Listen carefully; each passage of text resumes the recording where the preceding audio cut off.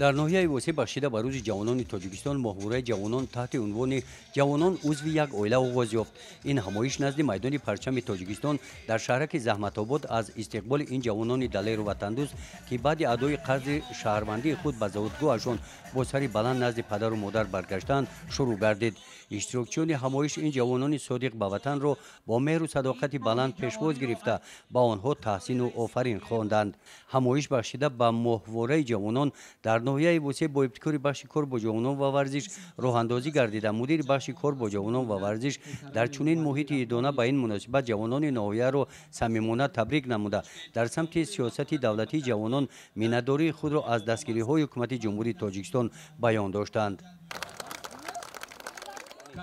در دایره ماهواره جوانی مقصد است که در هر یک جماعت شهرک دیوت این ناحیه در باغ‌های فرهنگی و فراغتی شده شوی ماهواره جوانان با جلب وسیع جوانان برگزار گردد. چوربینی‌های فرهنگی ورزشی به نقشه گرفته شده است از قبیل بازی‌های ملی ورزشی که در هر یک چوربینی‌های برگزار گردیده نمایش داده می‌شوند.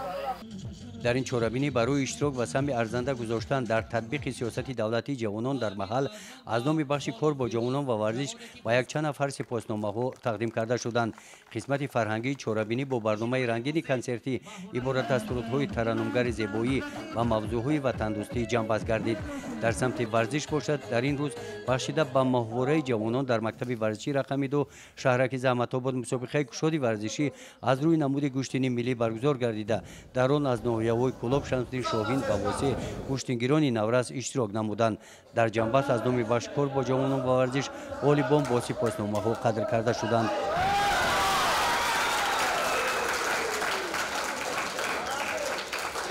گزارش خوجا نظری خدای نظر ظهروف از ناحیه واسه برای برنامه اطلاعاتی نوید.